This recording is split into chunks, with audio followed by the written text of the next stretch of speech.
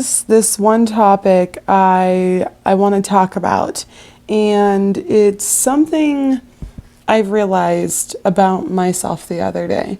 Now, I still want to set this disclaimer, even though in my first video I made it very clear that just because I have a vlog called Indigo Adults doesn't mean I'm this one person in front of everybody else representing everybody.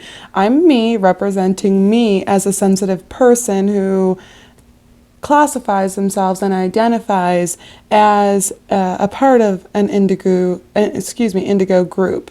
So with that being said, when I talk about topics that's led for me to talk to you, it always is about me and things that are going on in my life because I can't relate to it any other way unless I experience it. So I sometimes feel like what I'm sharing is maybe too personal, or maybe it's just far off topic, or you don't think that has anything to do with being an indigo. I mean, it's not like anybody's told me this. This is just my own fears and me thinking of other people before myself, right? Like, I just really wanted to clarify and put that out. So,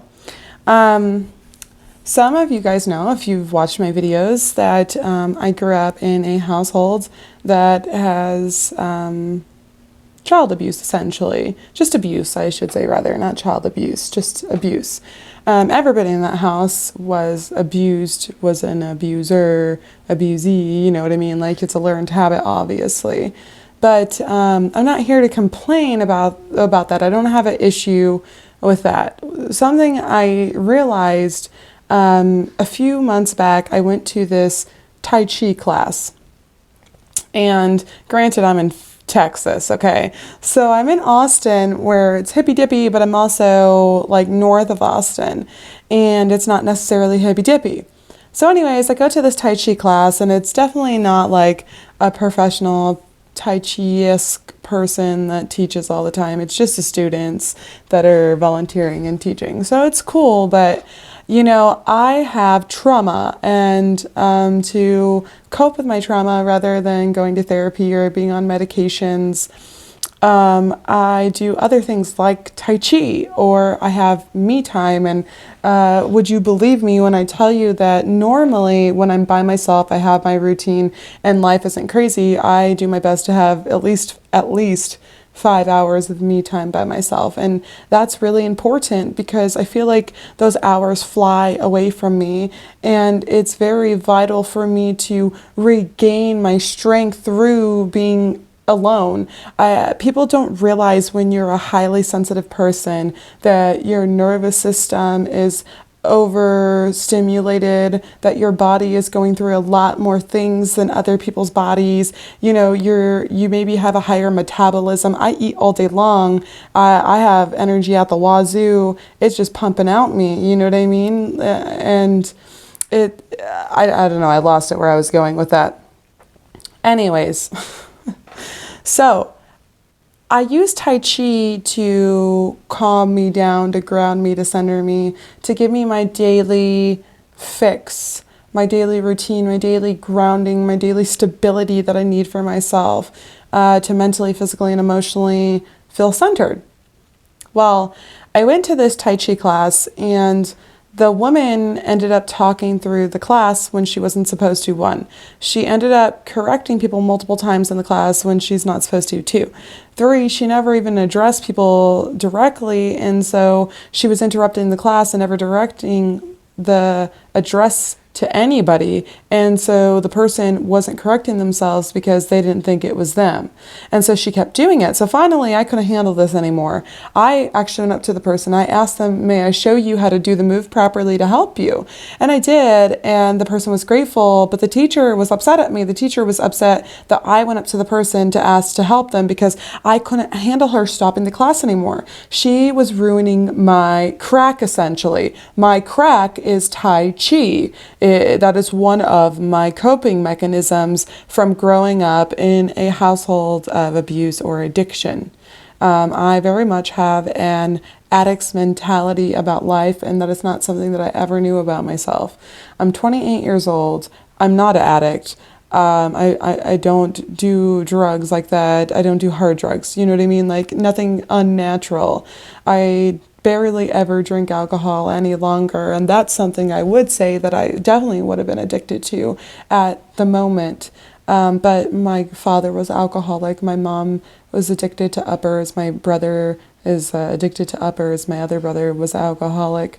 And my grandfather was alcoholic, so on and so forth. So I mean, it's definitely something that runs in my family.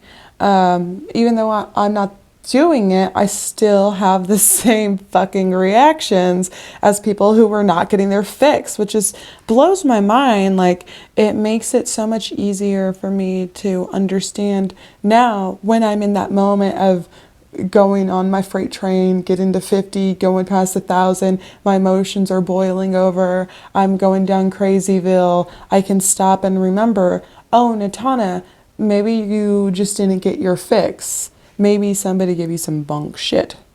You know what I mean? Like, so that would make sense why I would lash out and get upset.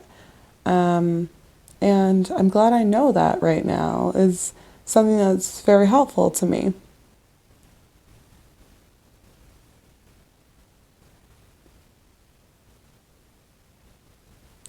Sorry, I thought somebody was here, so I just wanted to shut my door and make sure. Because it's definitely, I mean, I could be emotional and vulnerable to you guys while I'm talking to a fucking camera. But I just really don't want to share that with people in the moment in my space. You know, it's not what I desire to do clearly, because I'd rather share my feelings with people that I don't even know than be 100% intimately vulnerable and close to people that I actually do physically spend time with, which is very true of me. But that's not true in all cases. Like, I definitely give myself intimately to people, and that's just not sexually. I mean, like, emotionally, I give my all to people, but I'm just very choosy and picky about who I like to share my time and space and energy with, and my emotions as well. Well, I mean, that's really what I wanted to talk about, was just that addict's mentality, and how I never knew that a lot of my time I've been going through my life acting and reacting like an addict, and not being necessarily addicted to anything. And now at least I can calm myself down faster in the moment, forgive myself, forgive other people, and move on from my freak out from not getting my fix, or someone being in my space all the time, or just whatever it is that's making me twitch, you know. But I'm glad I got to share this message with you guys this week.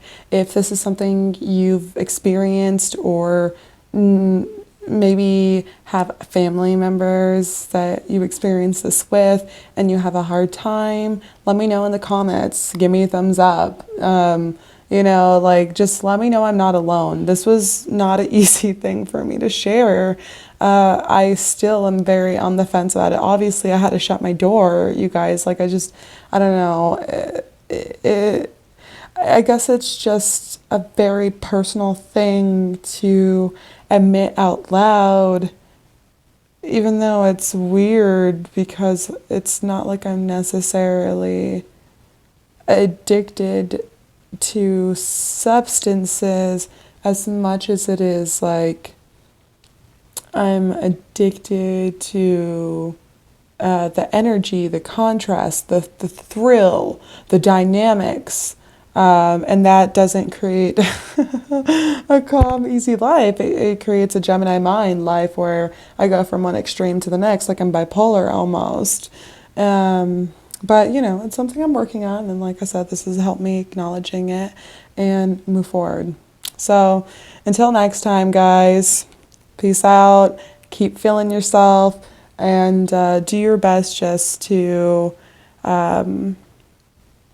understand what your vibration feels like, what your feelings feels like, what your physical body feels like. Because when you know these things about yourself, it's easier for you in the moment to understand if you're picking up other people's shit, or if you're reacting in your own right because of their mirrored image of your shit. Food for thought. Love y'all.